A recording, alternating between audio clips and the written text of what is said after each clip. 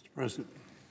Senator from Tennessee. I thank the senator from Colorado for his remarks. He reminded me of something the former Majority Leader Tom Daschle told us one morning at prayer breakfast. He said that after World War II, Archibald MacLeish, who was the poet laureate of the United States, said of the veterans who came back from the war, when talking to members of the Senate, he said, "They gave us our country, now it's up to us to see that we can do something with it." And I think we need always to remember that challenge and opportunity that we have. Mr. President, some disappointing news arrived last month.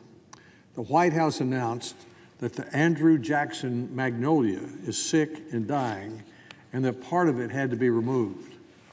On December 20, the east leader, which is a top section of the tree, was removed. The other leader of the Jackson Magnolia is still intact, but it's supported by a cabling system. The part that was removed will eventually be replaced with a seedling from the original tree. When President Trump visited the Hermitage outside Nashville in March of last year and laid a wreath at Andrew Jackson's tomb, he likely walked past trees that were also seedlings from the Jackson Magnolia. The news of the Jackson Magnolia has special significance for Tennesseans and for several Tennessee families, including our own.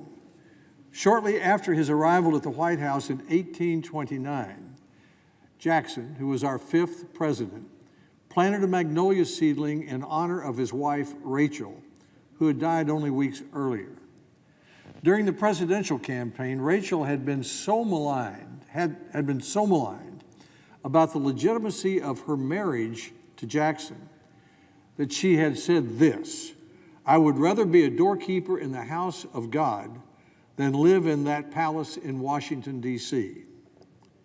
The seedling that Jackson planted came from a magnolia at the Hermitage, the couple's home outside Nashville. Over the years, it grew into a magnificent, sprawling specimen, reaching the roof of the White House at the south portico.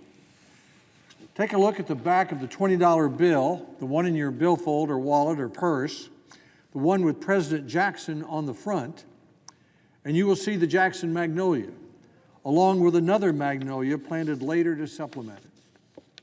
The Washington Post detailed some of the tree's history when the news was announced. Here's what the Post said: "Long after Jackson left office, his magnolia remained.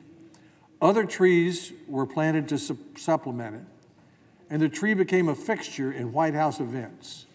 Herbert Hoover reportedly took breakfast and held cabinet meetings at a table beneath its sprawling branches. Franklin Delano Roosevelt spoke with Winston Churchill in its shade. Richard Nixon strode past it as he left the White House for the last time after his resignation. In 1994, a Maryland man piloting a stolen plane clipped the tree before suffering a deadly crash against the White House wall. Some said it might have saved President Bill Clinton's life. No tree on the White House grounds can reveal so many secrets of romance and history," longtime White House butler Alonzo Fields once told the Associated Press. The Jackson Magnolia itself may be dying, but its children and grandchildren and even its great-grandchildren will live on. In 1988, President Ronald Reagan presented a cutting of the Jackson Magnolia to Howard H. Baker, Jr., a former majority leader of this Senate, when Baker retired as Reagan's chief of staff. Baker planted that cutting at his home in Huntsville, Tennessee. 6 years later, in 1994, Baker was lunching at his home with John Rice Irwin, founder of the Museum of Appalachia in Norris, Tennessee.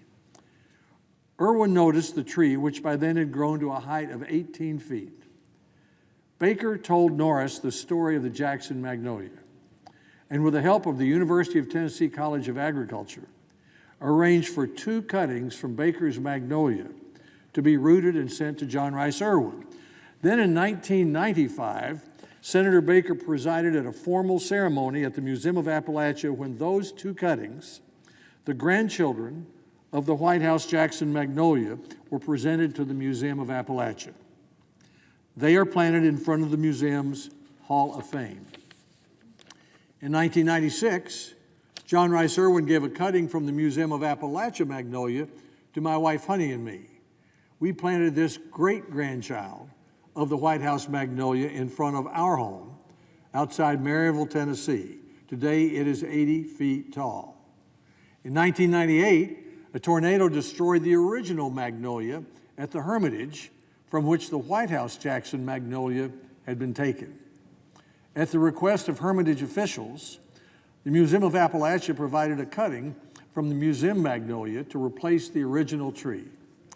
It was presented at a ceremony presided over by Lewis Donaldson, the descendant of John Donaldson, Rachel Jackson's father. Senator Baker and John Rice Irwin attended. According to the Museum of Appalachia, 5 cuttings have been successfully propagated from the museum Magnolia. In 2009, John Rice Irwin gave my wife and me a second cutting from the museum Magnolia, which is planted at our home in Blount County. We, in turn, have given cuttings to Graham and Cindy Hunter in Knoxville and Denise and Steve Smith of Franklin. Their trees are growing tall in the Tennessee soil from which the Jackson Magnolia came 180 years ago. So, Mr. President, while we commemorate the long and prominent life of the Jackson Magnolia, we can also look forward to long lives for its grandchildren and great-grandchildren, now planted at the Museum of Appalachia in Norris, at a city park in Sevier County, and at the Hermitage and other homes in Tennessee. I ask consent to include in the record this article from the Washington Post on December 26, describing the history of the Jackson Magnolia. I yield the floor.